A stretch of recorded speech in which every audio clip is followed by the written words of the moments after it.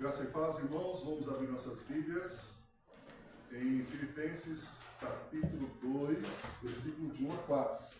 Estamos aí fazendo a exposição do livro de Filipenses. As mensagens que temos trazido à igreja são mensagens expositivas, ou seja, são mensagens que expõem o texto bíblico e deixam o texto bíblico falar com a gente. Amém? E tem sido sequencial. Então, já fizemos a exposição de Colossenses inteiro, a carta de Colossenses na íntegra, como também agora entramos em Filipenses.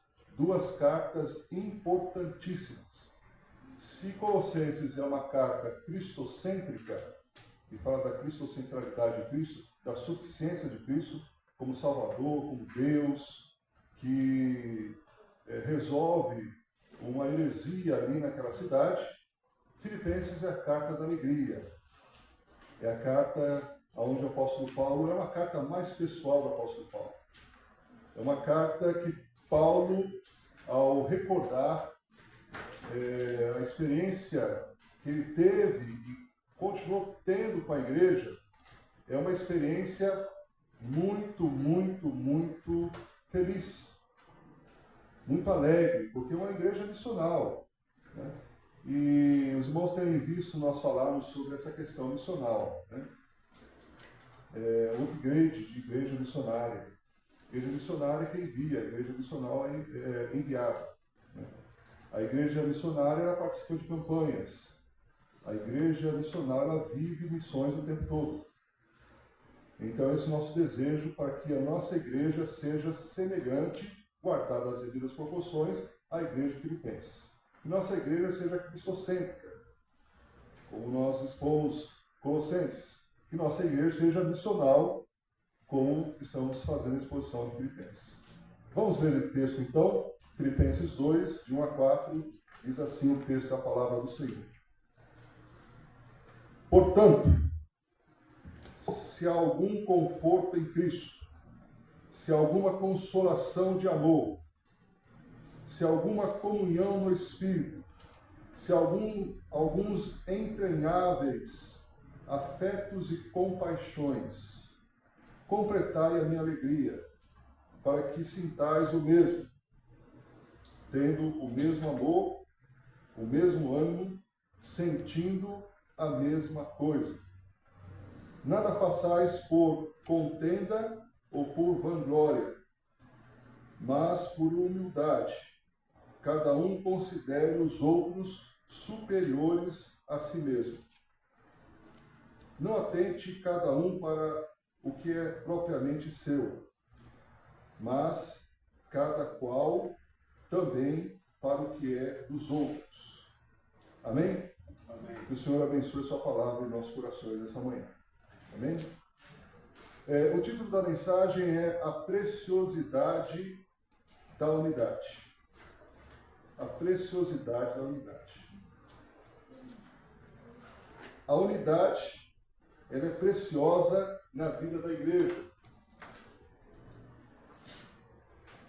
Ela é uma joia preciosa. E Paulo ele fala sobre essa questão nessa carta.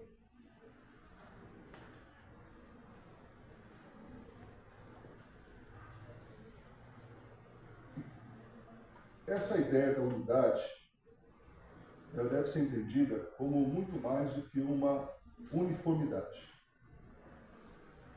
Existem igrejas que são uniformes, mas não necessariamente têm a unidade. Unidade é uma característica que só o Espírito Santo pode produzir. Aliás, o Espírito Santo já produziu em nós. É bom falar sobre isso porque hoje no Brasil existem 500 denominações diferentes. Ou seja, 500 nomes diferentes de igreja. Você vai encontrar nome de igreja dos mais comuns aos mais absurdos. Basta só ler a lista de alguns desses nomes que nos vê que existem muitas e muitas divisões. Me chamou a atenção o nome de uma igreja, Segunda Igreja Unida. E eu fiquei pensando, como assim Segunda Igreja Unida? Deveria ser uma só. Né? O próprio nome contradiz. Então, geralmente, pelo menos eu posso dizer isso com uma certa tranquilidade, no meio batista, por exemplo, quando se tem Segunda Igreja, ou Igreja Central, ou Igreja Memorial, na maioria das vezes é a divisão da primeira igreja. E pela graça de Deus, teve a divisão, mas às vezes situações que foram consertadas e Deus abençoou e aquelas igrejas prosseguiram. E outras que essa situação inicial de separação, ela não foi resolvida. E às vezes a igreja acaba não tendo o seu crescimento por conta dessa questão de falta de unidade. Nós temos o esboço da mensagem a ser projetado, mas sigamos aqui. Nesse sentido, a igreja ela precisa ter algumas atitudes para viabilizar a unidade na igreja.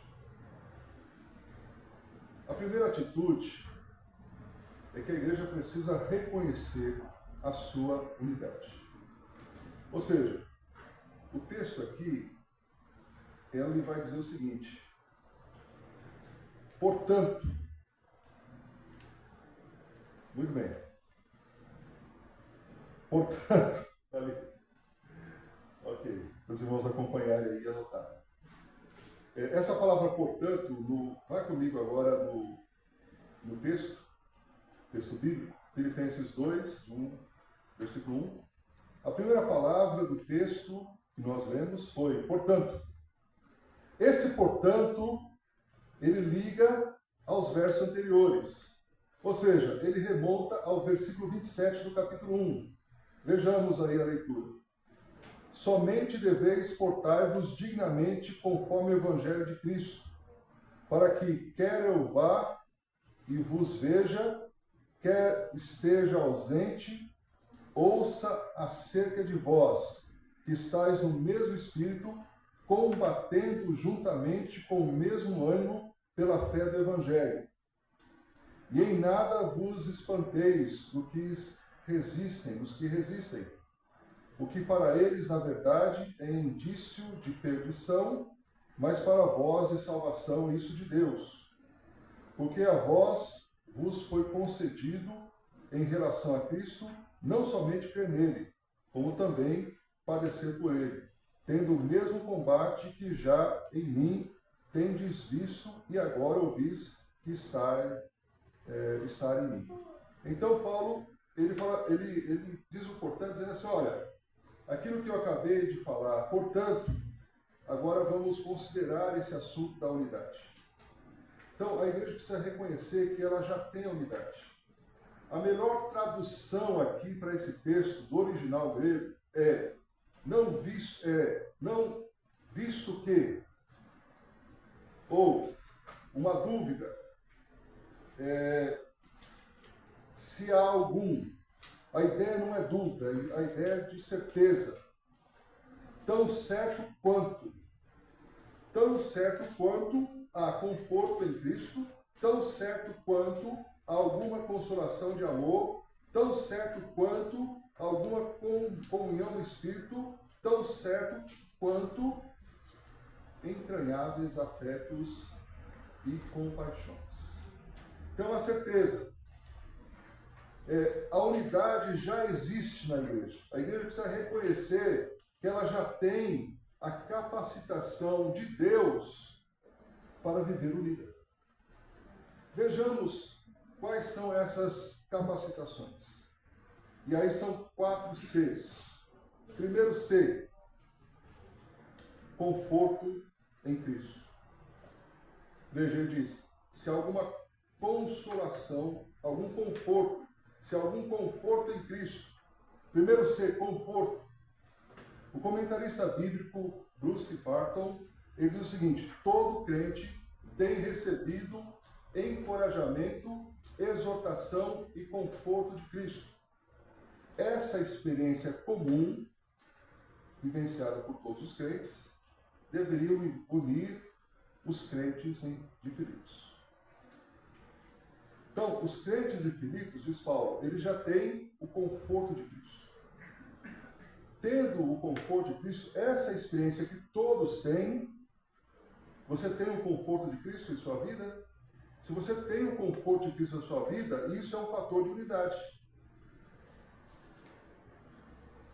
Segundo C, consolação do amor do Pai por nós. Ainda no versículo 1 vai dizer, se alguma consolação de amor. O amor de Deus pela igreja. O amor nos leva a suportar uns aos outros. Só o amor é capaz disso. Suportar uns aos outros. E suportar uns aos outros, irmãos, a ideia é o quê? De dar suporte. Porque nem sempre nós vamos encontrar pessoas que sejam iguais a nós. A igreja é formada por pessoas diferentes. Na igreja de Filipos, por exemplo. Já no início, a igreja começa com pessoas diferentes, multirracial. Qual é a primeira conversão? De uma judia chamada Lídia, vendedora de púrpura, classe média, ou classe alta, se não formos considerar. Segunda conversão, de uma escrava grega. Uma escrava. Terceira conversão daquela igreja. Que a igreja vai se compondo, vai se constituindo, Deus vai trazendo pessoas, o Espírito Santo vai trabalhando os corações. Terceira pessoa que se converte. Um oficial romano. Que cuidava da prisão. Classe média. Então nós temos uma classe alta, uma classe baixa e uma classe média. Nós temos uma judia, nós temos uma grega e nós temos um romano. Pense, por exemplo, na constituição dos apóstolos de Jesus. Estava assistindo ontem The Chosen, enquanto estava acamado, né? Falei, vou ver alguma coisa que, né? The Chosen, falando sobre os discípulos. Tem uma hora que Jesus chama os 12 e fala assim, vocês vão anunciar minha palavra de 2 em 2. Aí Jesus coloca os 2 em 2 assim, um diferente do outro. O que chama mais atenção é que coloca um zelote. Zelote é um xiita. Zelote, ele era treinado a vida toda para matar romano. Um zelote odiava o publicano, porque o publicano, ele era o traidor da nação. Jesus coloca um zelote junto com quem? Mateus. Mateus era um ex-publicano. Totalmente diferente. Mas o amor de Deus faz com que as pessoas se unam.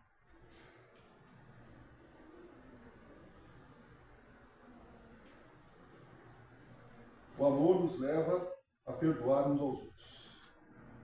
Irmãos, sem perdão é impossível permanecer na igreja de Jesus. Sem perdão é impossível continuar sendo cristão. Perdão não é uma opção. Perdão é um mandamento.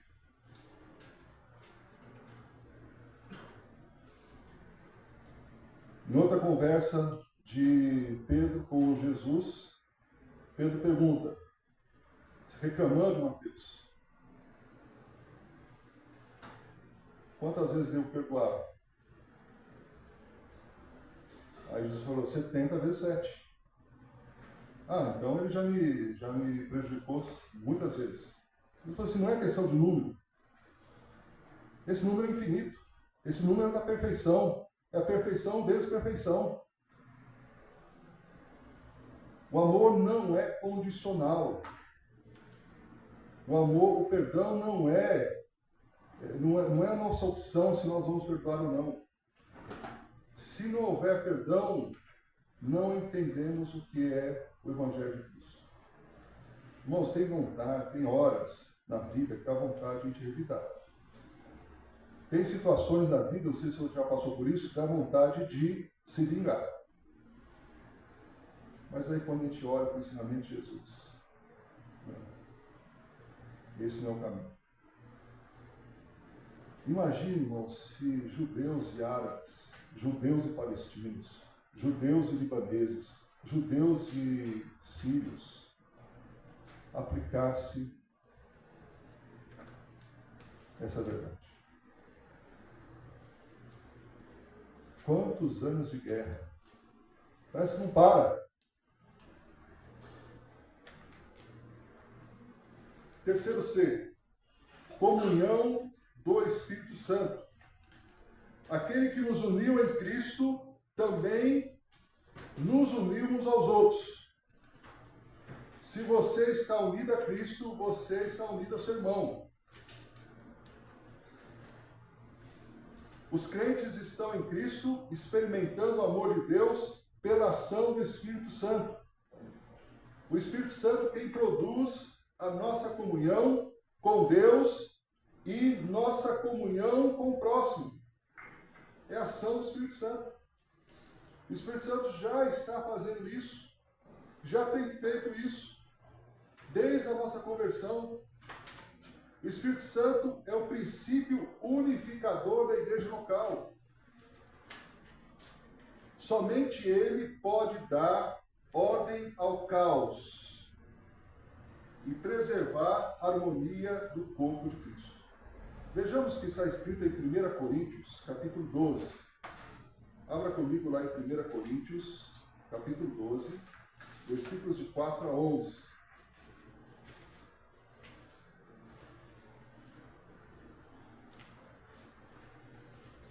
Diz assim o texto da palavra do Senhor.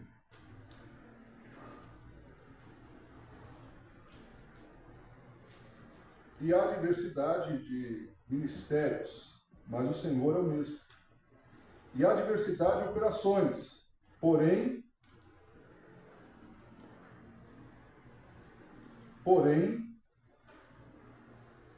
o Espírito é o mesmo. É o mesmo Deus que opera tudo em todos. Mas a manifestação do Espírito é dada a cada um para o que for útil. Porque a um pelo Espírito é dada a palavra da sabedoria, e a outro pelo Espírito a palavra da ciência, e a outro pelo Espírito a fé, e a outro pelo Espírito dons de curar, e a outro a operação de maravilhas, e a outro a profecias, e a outro dons de discernir os espíritos, e a outra a variedade de línguas, e a outra a interpretação de línguas. Mas um só e o mesmo Espírito opera todas as coisas, repartindo particularmente a cada um como quer. Veja, é obra do Espírito Santo. A distribuição dos dons espirituais é a obra do Espírito Santo. A unidade do corpo é obra do Espírito Santo. A não ser que o Espírito Santo reine, haverá confusão na igreja. Irmãos, pode ter certeza, quando existe confusão na igreja, é porque o Espírito Santo não está reinando. Porque quando o Espírito Santo ganha os nossos corações, ganha as nossas vidas, quando nós deixamos o Espírito Santo trabalhar em nossas vidas, não existe confusão, não existe briga. Não existe partidarismo quando o Espírito Santo reina. Sem o Espírito Santo, não há vida nem poder na igreja. Onde reina o Espírito Santo, existe o amor, porque o amor é fruto do Espírito.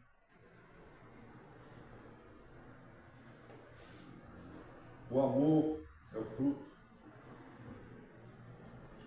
do Espírito Santo. A palavra, voltando lá ao texto de Filipenses 2, de 1 a 4, a palavra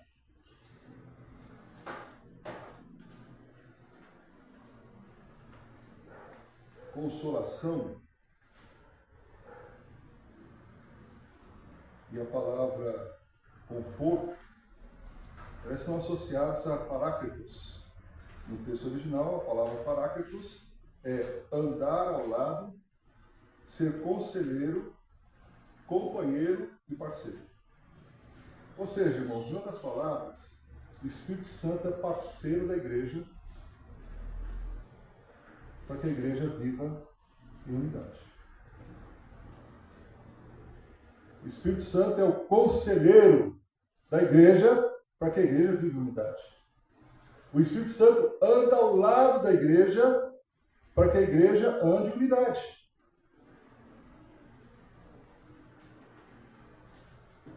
Mais um C. Compaixão cristã. Ainda no versículo 1. Se há alguns entranháveis, não é estranháveis, tá, irmãos? Tem um N aqui. Não é estranháveis, é entranháveis. Por quê? Porque naquela época, o centro das emoções não era o coração. De uns tempos para cá, quando a gente fala assim, eu estou sentindo no meu coração, né? Como que o coração fosse o centro das emoções, né? Então as pessoas fazem o coraçãozinho, né? Mostrando seu sentimento e tal. Os namorados fazem lá o coraçãozinho no caderno do outro. Enfim, muito relacionado ao coração. Mas naquela época, a fonte das emoções era as entranhas. De certa forma, tem um certo sentido. Quando você sente medo, sente aonde? Quando você está ansioso. Às vezes, essa desconjuntura estomacal tem a ver com estresse, pressão, né? Medo. Né? Mexe aonde? Mexe aqui na barriga. Né? Não é tanto. Às vezes bate o coração, né? Talvez por conta disso, né, se coloca o coração hoje, né? Talvez seja mais bonitinho, né, do que colocar a barriga, né? Mas naquela época era o estômago, né? As entranháveis, né? Entranháveis afetos e compaixão. Compaixão. Essa palavra grega, esfragna, é isso aí. Afetos significa entranhas humanas. Compaixão. O que é compaixão? É emoção de piedade terna, empatia. Então, alguém conta para você algum problema, está triste, aconteceu alguma coisa, você diz assim, eu sou empático com essa pessoa. Ou seja, eu tenho compaixão dessa pessoa. Irmãos, muitas vezes falta compaixão no nosso meio.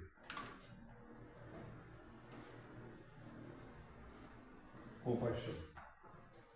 Compaixão é o pensar como o outro pensa, como o outro sente. É o pesar ao ver o outro sofrer. E o desejo de aliviá-lo desse sofrimento. Isso é compaixão. Tal preocupação uns com os outros de compaixão fortalece a unidade dos crentes. Toda desarmonia na igreja é falta de compaixão. Segundo lugar, a igreja precisa desenvolver a sua unidade. Vamos no versículo 2 e 3. Até agora nós chegamos no versículo 1, agora vamos para 2 e 3. Um outro comentarista bíblico chamado William Barclay diz o seguinte: que o perigo que ameaça todas as igrejas é a desunião. Irmãos, Deus é especialista em dar grandes vitórias a um pequeno exército, desde que esse exército esteja unido. Deus não trabalha numa igreja desunida. Deus não traz pessoas novas a uma igreja que está dividida.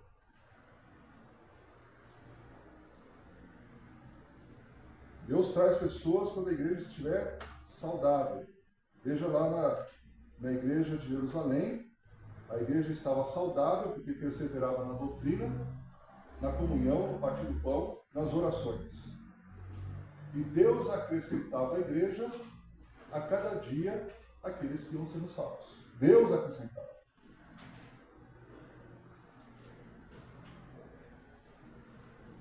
Paulo recorre a esse tema, como nós dissemos no início, Paulo recorre a esse tema no versículo 27, quando ele diz assim, olha, somente deveis portar-vos dignamente conforme o Evangelho de Cristo, para que, quer eu vá ou vos veja, quer esteja ausente, ouça acerca de vós que estáis no mesmo Espírito, combatendo juntamente com o mesmo ânimo pela fé do Evangelho.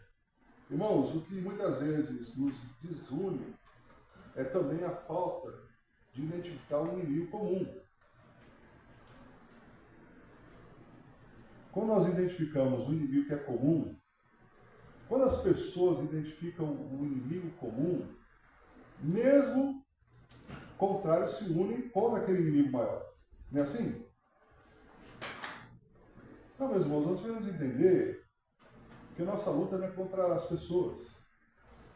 Nossa luta é contra o diabo, que age sutilmente no sistema. Permita aqui um parênteses de uma orientação pastoral. Vou abrir um parênteses para depois voltar à mensagem. Teremos as eleições municipais.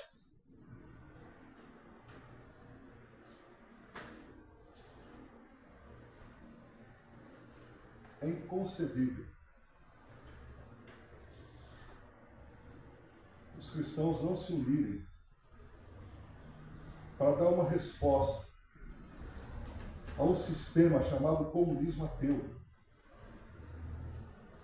Eu não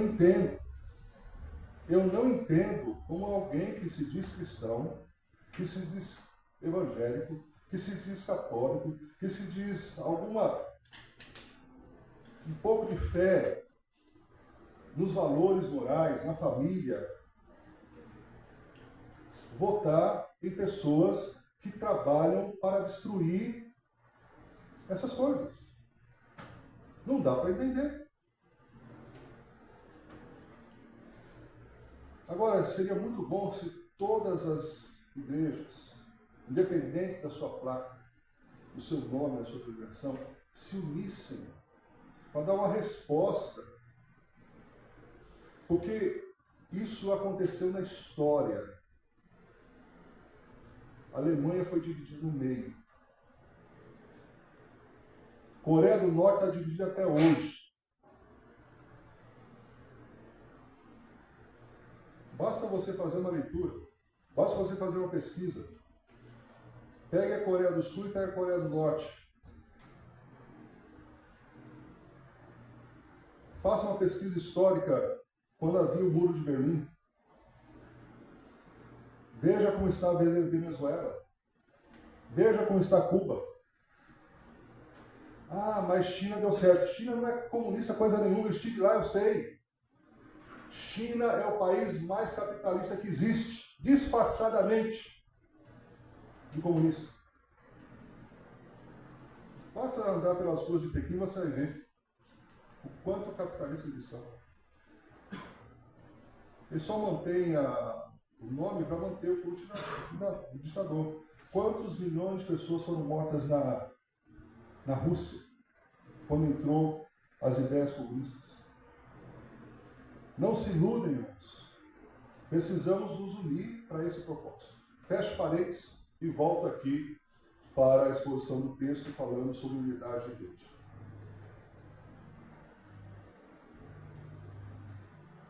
a igreja então precisa desenvolver com diligência, com todas as forças, aquilo que ela já possui.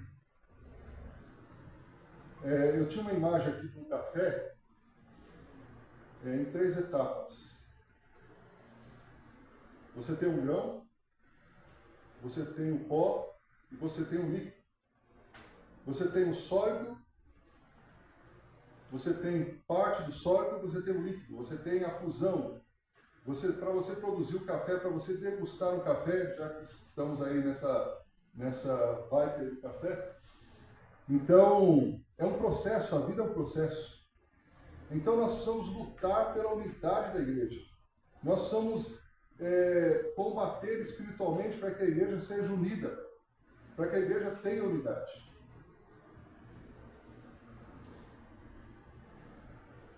Paulo faz uma transição dos inimigos externos para os perigos internos. Veja, o versículo 28 do capítulo 1 vai dizer assim: em nada vos espanteis os que resistem, os que para eles, na verdade, é indício de perdição, mas para vós é salvação de Deus. Ele está falando o quê? Dos inimigos externos. Paulo faz uma transição. Agora, ele vem para o quê? Para os perigos internos. Uma igreja dividida é presa fácil no caso de um ataque frontal da sociedade. Não que alguém vai entrar aqui com armas. Tem lugares que isso acontece. Mas por incrível que pareça, nesses lugares que isso acontece, a igreja é mais unida do que nos lugares onde existe, entre aspas, liberdade. Por quê? Porque o ataque do inimigo é sutil. Sabe qual é a maior prisão que existe? É a sensação de estar livre e não estar. É o engano de estar livre. Mas como livre se eu estou sendo escravizado por mim mesmo? Por minhas tendências, por meu egoísmo, por minhas vontades, por meus gostos, por meu querer fazer as coisas do meu jeito. Isso é escravidão.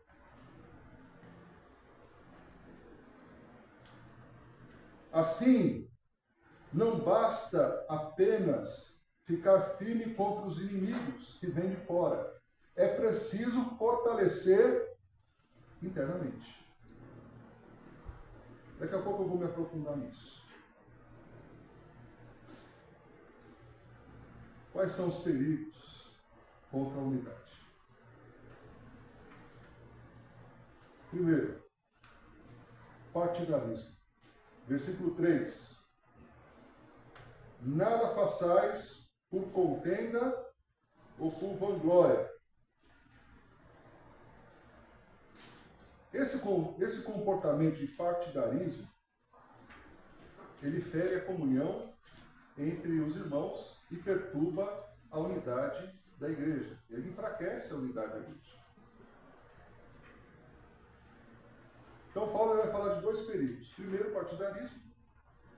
A igreja tinha muitas virtudes, ao ponto de Paulo considerar aquela igreja local, quando a igreja... Irmãos, veja, Paulo está falando da igreja de Filipos. Qualquer mera semelhança, os irmãos que vão construir suas mentes, seus corações. Ok? Eu estou falando o que Paulo está dizendo da igreja de Filipos. Aquela igreja, para Paulo, era alegria e coroa. Veja aí no capítulo 4 de Filipenses, versículo 1. Portanto, meus amados e muito queridos irmãos, minha alegria e coroa, estais assim firmes no Senhor, amados. Olha como palavras carinhosas Paulo fala para aquela igreja. Irmãos, se Corinto era espinho, não sei se era o espinho que ele fala, mas que era uma igreja que deu trabalho para Paulo, e Paulo, ao lembrar, não lembrava com muita alegria. Ao contrário, Filipenses, quando Paulo lembra com alegria. Mas essa igreja estava ameaçada por alguns perigos na área da unidade. De novo, irmãos, não existe igreja perfeita. O Novo Testamento mostra que as igrejas, quando a gente começa a ler Filipenses, a gente fala assim, essa igreja não é. A igreja de Jerusalém era perfeita. Não era. A igreja de Gálatas não era. A igreja de Corinto também não era. As 7 igrejas, as sete cartas mostram que aquelas 7 igrejas da Ásia não eram perfeitas. Tinham coisas boas? Tinham. Mas tinham suas dificuldades que precisavam ser consertadas. Irmãos, isso é expressão de amor. O pai e uma mãe não podem passar a mão na cabeça do filho todas as vezes. Tem horas que o amor requer que o pai chame a atenção do filho, que a mãe chame a atenção da filha. O bom pastor, o bom líder, é aquele líder zeloso, como Paulo foi. Paulo falou de coisas boas, a igreja falou, mas Paulo não escondeu que eles estavam com problemas de unidade. Olha só, veja lá no capítulo 4, versículo 2, 4:2 de Filipenses. E rogo a Evódia e rogo a Síndico, que sintam mesmo no Senhor. Peço-te também, a ti, meu verdadeiro companheiro, que ajude essas mulheres que trabalham comigo no Evangelho, e com Clemente, e com outros cooperadores, cujos nomes estão no livro da vida. Ajude o quê? Aquelas irmãs não estavam se relacionando bem. Aquelas irmãs estavam com picuinha uma com a outra e outra com uma. Eram irmãs, eram valorosas, falavam o Evangelho, eram parceiras de Paulo. Paulo reconhecia o trabalho delas, mas elas, por questões pessoais, não estavam vivendo bem na comunhão. Isso estava prejudicando a vida da igreja. E Paulo identificou isso. E Paulo pediu ajuda. Paulo diz assim, rogo-me, eu peço para que ajudes essas irmãs. Essas irmãs precisam ser ajudadas.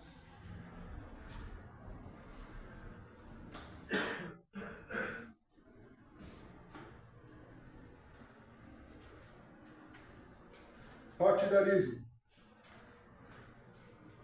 Havia tensões dentro da igreja. A comunhão estava sendo atacada. A palavra eritéia é traduzida por partidarismo. Segundo lugar, segunda ameaça na vida da unidade da igreja. Trabalhar sem unidade. Eles estavam trabalhando. Eles estavam sendo uma igreja missional. Mas sem unidade. Veja, irmãos, como é importante a unidade. A obra de Deus não pode avançar quando cada um puxa para o seu lado. Naquela expressão popular, quando cada um puxa a brasa para a sua sardinha. É assim? A sardinha para a sua brasa. Não funciona. Não vai para frente. Não avança. Não tem a bênção de Deus. Quando cada um busca mais os seus interesses do que a glória de Deus. Na igreja de Filipe havia ações desordenadas. Eles estavam todos lutando pelo Evangelho, mas não estavam lutando juntos. Cada um atirando para um lado. Cada um fazendo uma coisa, mas sem unidade de propósito. Irmãos, nós precisamos entender a unidade de propósito da nossa igreja. Qual é a unidade de propósito da nossa igreja? Sobre a liderança pastoral do pastor Marcelo, o que ele está propondo para a igreja? A igreja concorde com isso? A igreja está junto com o pastor nesse propósito? Não pode o pastor andar de um lado e a igreja andar de outro. Não pode um líder andar de um lado e outro líder andar de outro. Precisa estar juntos, todos juntos. Senão a coisa não funciona. Não vai para frente. O perigo de líderes buscarem seus próprios interesses. Veja aí no capítulo 2, versículo 21. Diz assim, 2:21. Porque todos buscam o que é seu, e não o que é de Cristo Jesus. Paulo coloca o dedo na ferida. Vocês, líderes da igreja de Filipe, estão buscando cada um que é seu, não de Cristo. A infantilidade da igreja de Corinto se dava porque eles estavam com 4 partidos. A igreja estava rachada em 4. Quais eram os 4 partidos? Um dizia assim, eu sou de Pedro. Pedro, coluna da igreja, Pedro a pedra. Esse é o cara. Eu sou de Pedro. Minha teologia é petrina. Aí eu dizia, não, eu sou de Paulo. Paulo que nos evangelizou. Peraí, se a gente não ia ser cristão, se Paulo viesse aqui, Paulo é um grande apóstolo. Ele não é um dos 12, mas ele, olha, pensa bem. Eu sou de Paulo, minha teologia é paulina. Vou dizer assim, não, eu sou de Apolo. Apolo é o pregador. Como esse homem prega bem. Olha, eu choro, rio, existe muitas emoções quando ele prega. Ele é um cara eloquente. Eu sou de Apolo. A minha teologia é poliana. Será que existe isso? Aí os mais espirituais, entre aspas, dizem, não, eu sou de Cristo. 4 partidos. E Paulo assim, quem é Paulo, quem é Pedro, quem é Apolo? Apenas um regou, ou um arou a terra, outro só semente, mas é Deus que dá o crescimento.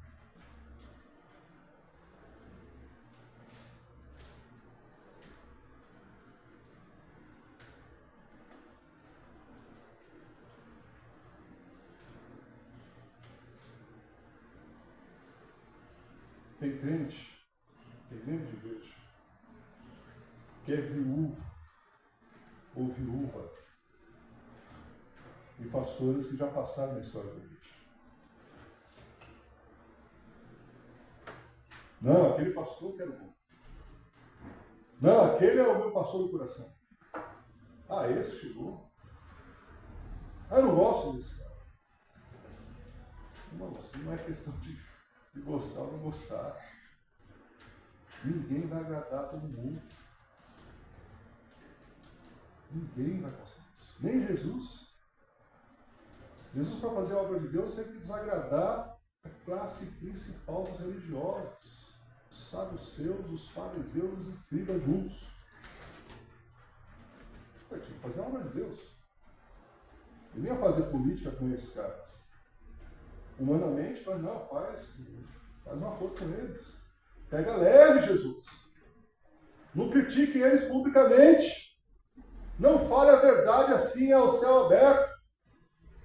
Não, Jesus veio para trazer a palavra de Deus. Doa a quem doer, custe o que custar. Quando se prega a palavra. Agora, como Jesus era manso e humilde com aqueles que eram seus discípulos, aqueles que precisavam, os humildes corações, os humildes espíritos.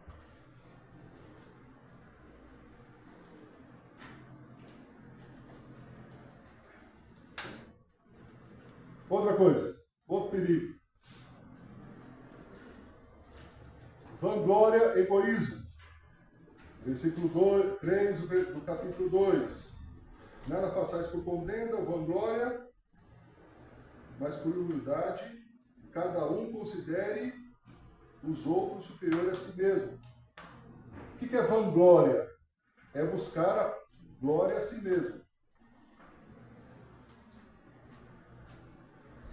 Existem alguns líderes religiosos, evangélicos, que, meus irmãos, ficam pensando, esse cara vai chegar no juízo e vai explicar o fato de querer aparecer mais do que Jesus.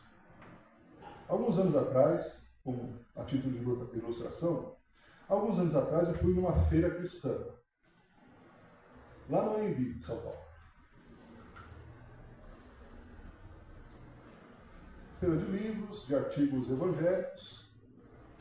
Dentro do lado do Anhembi tinha um ônibus. Sabe esses ônibus adesivados com a cara do artista, do cantor sertanejo? Tinha o rosto de um pastor. O cara era artista. E escrito assim, Ministério Pastor Fulano de Tal. O nome de Jesus pequenininho. Gente, não, quase. Além disso, começaram a ter um desfile da moda do pastor fulano de tal, a grife do pastor fulano de tal. O que é isso? Vamos lá.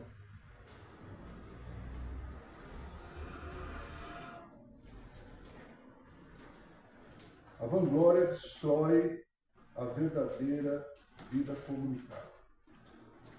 Paulo colocou seu dedo investigativo na ferida dos filipenses. Era igreja amada? Era igreja missional? Sim. Irmãos, eu quero que essa igreja seja missional. Mas sempre vou colocar o dedo quando eu ver que falta unidade. Ou quando algum está prejudicando a unidade. Ou com alguém, por razões pessoais, ou doutrinárias, ou teológicas, ou de pensamento que não foi ensinado por mim, esteja prejudicando a unidade da igreja. Eu não respondo pelo aquilo que foi ensinado outrora. Eu respondo pelo que eu estou ensinando. Irmãos, antes de pronunciar alguma coisa para alguém, pergunte se eu estou de acordo com isso.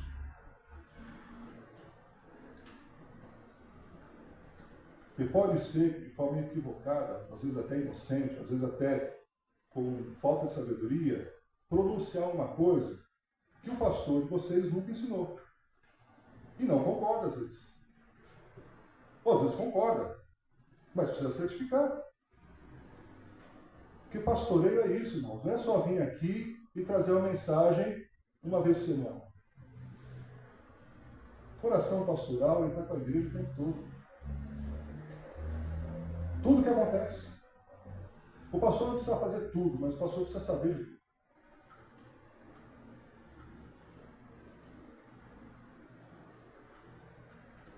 Ah, mas eu não vou falar. Irmãos, a família de Cloé falou para Paulo.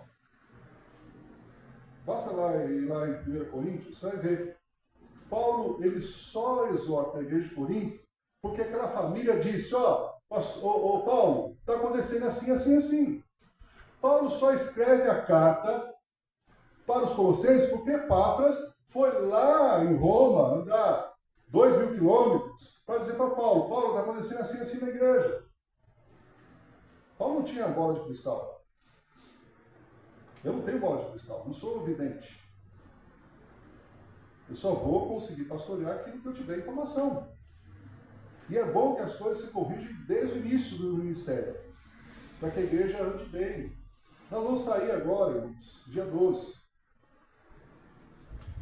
Como o testemunho de Jeová faz toda semana. Então não é uma coisa extraordinária, fora do comum. Ah, o pastor está aí. Não, irmãos, é aquilo que nós devemos fazer. Eles são zelosos naquilo que faz. Infelizmente, aquilo que eles pregam não é algo que nós reconhecemos na palavra. Não podemos aceitar, por exemplo, a pessoa que nega a divindade de Jesus. Não dá.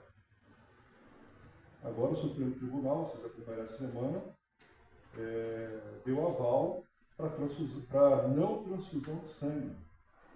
Isso é atentado à vida. Como se faz uma cirurgia sem que haja reposição de sangue? Mas por quê? Porque uma pessoa lá no passado, de forma equivocada, interpretou erroneamente a palavra. Isso está certo? Não está certo. Não está certo. Mas o que vem do Supremo Tribunal Federal, infelizmente, De uns tempos para cá, tem sido de mal a pior. Vamos orar por isso também. Terceiro e último.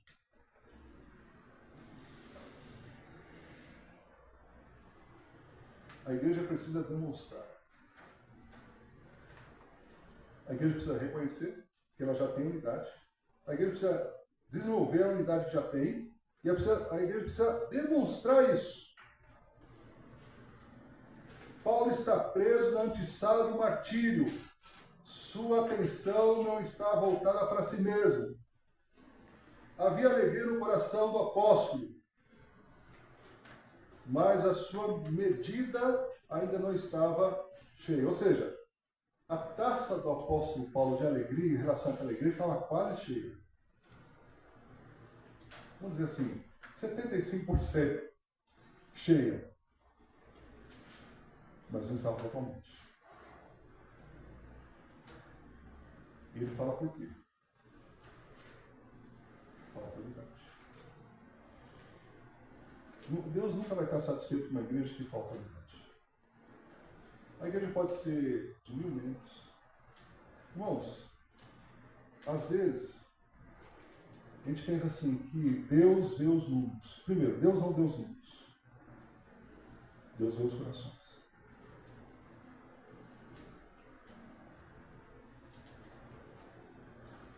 Aquilo que Pelé disse erroneamente. A voz do povo é a voz de Deus. Não. Toda vez que ouve a voz, pelo menos em 2 ocasiões na Bíblia, foi um desastre. Quais foram? A escolha de Saul e a escolha de Barrabás.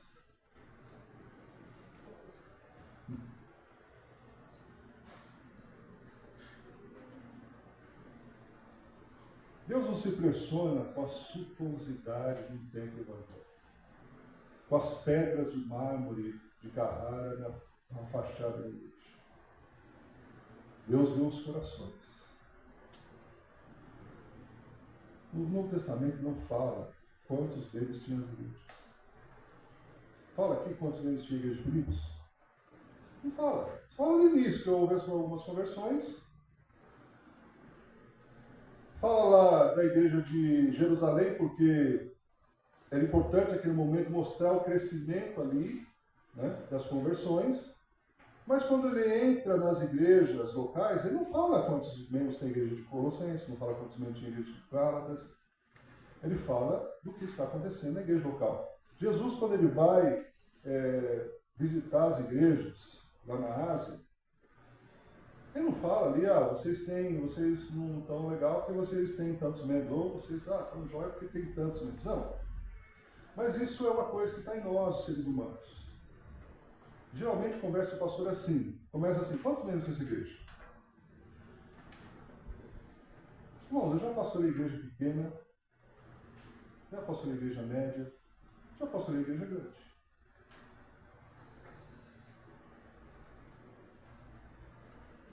Às vezes, igreja pequena dá mais trabalho do que igreja grande.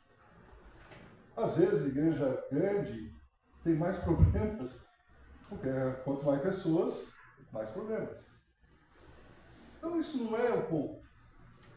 O ponto é, a igreja está unida, a igreja tem unidade, a igreja reconhece essa unidade, a igreja está desenvolvendo essa igreja, a igreja está demonstrando essa unidade. Havia no coração do apóstolo Paulo essa alegria, faltava preencher essa alegria. A unidade da igreja não podia completar o que faltava. A unidade da igreja podia completar o que faltava, o que ainda faltava no cálice da alegria de Paulo.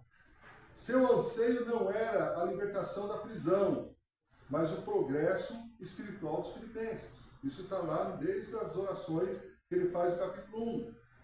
Sua alegria não vem de suas condições pessoais, mas da condição da igreja de Deus. Mesmo preso, Paulo diz que a igreja de Filipe era a sua alegria e coroa. Suas orações em prol dos cristãos em Filipenses eram de corações alegres.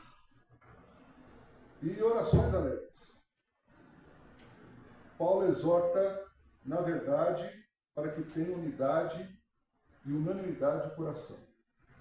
Trata-se daquela unanimidade sincera de propósitos, comprometidos com o apoio missionário de Paulo, dando-lhes conforto e sustento financeiro.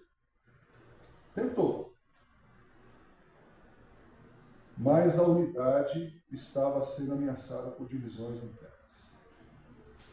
Então, como que Paulo sugere, ou exorta, ou ensina a igreja para que a igreja possa demonstrar essa unidade? Primeiro, unidade de pensamento. Versículo 2. Completai o meu gozo, que sintais o mesmo. Então, unidade de pensamento. O pensar é a mesma coisa, a carta aparece 10 vezes. 10 vezes. O pensamento não era um pensamento teórico, teológico. Era um pensamento prático, subordinado ao querer. O pensamento que conduziu Jesus do trono da glória para a vergonha da cruz. Ele vai falar isso a partir do versículo 5, que é a exposição no próximo domingo, ou na próxima mensagem. O pensamento que conduz Jesus ao trono da glória para a vergonha da cruz.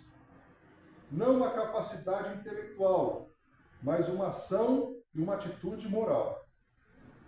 Demonstrando unidade nos relacionamentos.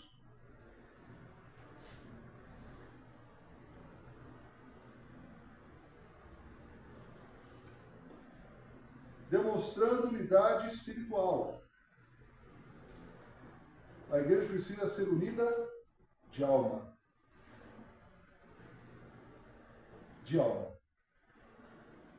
Porque se a igreja for unida de alma, tudo que vem atentar contra a unidade cai por terra. Unidade de alma. Na igreja de Deus não há espaço para disputas pessoais. Não é o concurso de projeção pessoal, nem campeonato de desempenhos pessoais. É um corpo onde cada membro coopera um com o outro, visando a edificação de todos. Demonstrando unidade no quê? Nos sentimentos. Completai, sintais a mesma coisa, sintam a mesma coisa. A igreja precisa ter o mesmo sentimento. A igreja é como um coro que deve cantar no mesmo tom. Já viu um coral? A Silene participa do coral. Se o coral estiver fora do tom, o que vai acontecer? Vai ser uma desarmonia. Vai ser algo horrível. As pessoas vão perceber. Não vai sair legal. Então, o maestro, a pessoa que ensaia, coloca os naipes, né? Contralto, soprano, tenor e baixo e barítono, coloca lá as vozes, para o quê? São vozes diferentes, são naipes diferentes. Quem aqui já cantou no coral? Eu já cantei no coral há muitos anos. Imagine qual era a minha voz, baixo. Outra vez fui outra tenor, mas sempre baixo. Noêmia já cantou no coral também? Então, o que acontece no coral? São vozes diferentes, mas cantam no mesmo tom. Às vezes, quando nós vamos cantar na capela, nós falamos para o irmão, tira o tom. Qual é o tom? Qual é a tonalidade que deve ser cantada? Os crentes não são competidores, são cooperadores. Eles não são rivais, mas são parceiros. Eles não estão lutando por causas pessoais, mas todos buscam a glória de Deus. Pessoas apaixonadas pela glória de Deus. No vídeo que eu fiz, que vocês vão ver nesse projeto do Café Missionário, o que é a CEAMES? Me perguntaram. A CEAMES é um centro de apoio missionário que instrumentaliza e dá apoio a pessoas apaixonadas pela glória de Deus. Pessoas comuns, mas totalmente entregues ao Deus extraordinário. Então, a unidade de sentimento. Eles estão buscando a glória de Deus. Na igreja não deve existir disputas políticas, brigas por cargos, ciúmes e invejas. Agora, o que promove, então, a unidade? Há um elemento aqui essencial, irmãos, me permitam, sei que, mas a gente vai mostrar daqui a pouco. Elemento essencial: humildade. Humildade é a virtude que promove a unidade. Humildade é o remédio para os males que atacam a unidade da igreja. Uma boa dieta para uma igreja que está com falta de unidade é dar chá de humildade. Chá de humildade. Eu tomei alguns chás essa semana. Chá de goiabeira. Pensa no negócio ruim. O cheiro, o gosto. Mas remédio bom é remédio ruim, né? Irmãos, humildade não é fácil.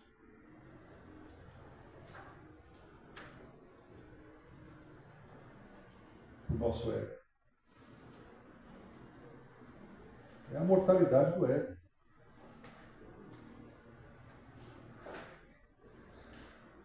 Para a maioria dos escritores gregos, humildade não tinha significado nenhum.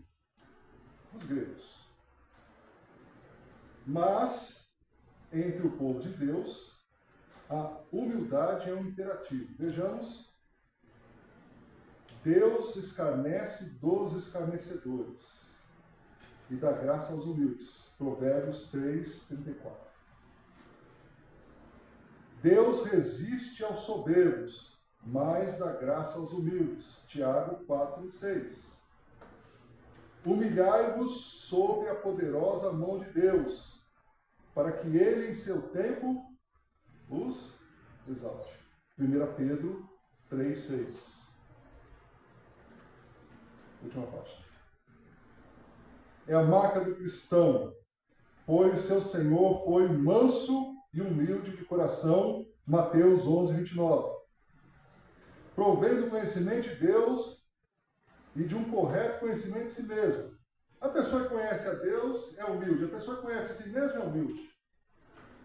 A ambição é o preconceito que arruina a unidade da igreja. A genuína humildade edifica. Ser humilde é ter uma correta perspectiva sobre nós mesmos em relação a Deus. Que, por sua vez, nos coloca numa correta perspectiva em relação ao próximo. Os pássaros que alçam as suas asas aos céus constroem seus ninhos sobre as copas das árvores. O santo que usa a coroa mais brilhante no céu curva-se em humilde adoração. O peso da glória faz com que se proste. Quanto mais se prostra, mais a sua alma sente. O escabelo da humildade está mais perto do trono de Deus. Humildade olha para o outro com honra. Versículo 3. Cada um considere os outros superiores a si mesmo. Paulo colocou Cristo em primeiro lugar. Filipenses 1, 21. Agora coloca o outro acima do eu. A pessoa humilde não tem sede de fama, projeção e aplausos. Ela não se embriaga com o poder. Não busca os holofotes do palco, nem corre atrás das luzes da ribalta. Uma pessoa humilde não canta: quão grande és tu diante do espelho.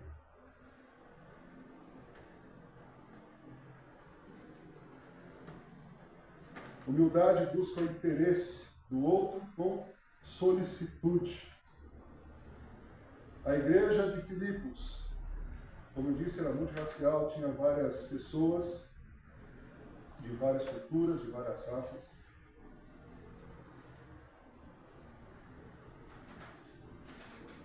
E nessas condições não era fácil manter a unidade. Paulo, sabedor disso, ele diz que a igreja já tem a unidade.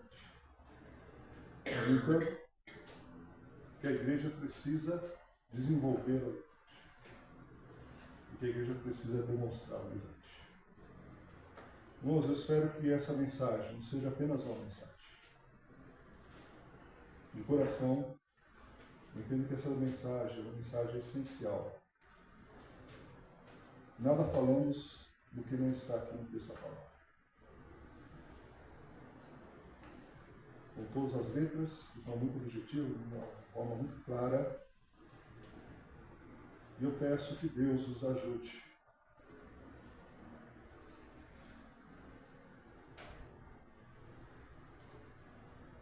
para que cada um de nós tenha a sua valiosa participação na unidade da igreja. Amém? Eu e você e todos nós. Oremos. Senhor, nós te louvamos por tua palavra, tão rica e tão preciosa, que fala da preciosidade da unidade. Ó Deus eterno, permita-nos por tua graça reconhecer que já temos a unidade. Desenvolver a unidade no dia a dia, nas relações com os nossos irmãos.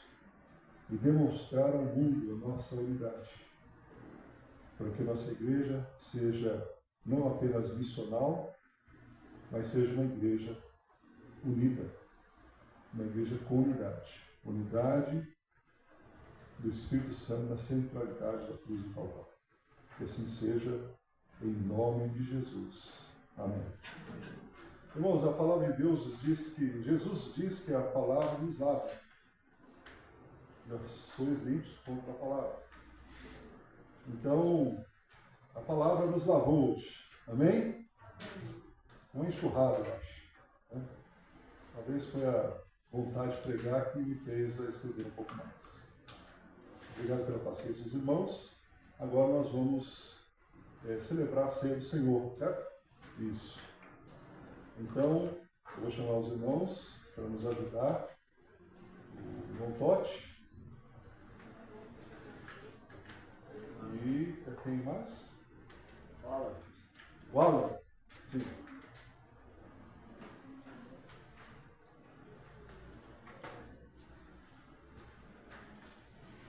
Enquanto os irmãos vêm à frente, enquanto os irmãos se preparam espiritualmente, nós vamos também abrir oportunidade para o recolhimento dos dízimos e ofertas nessa manhã. Amém? Então, quem veio preparado, pode fazê-lo agora. Na sequência, estaremos distribuindo a ceia do Senhor.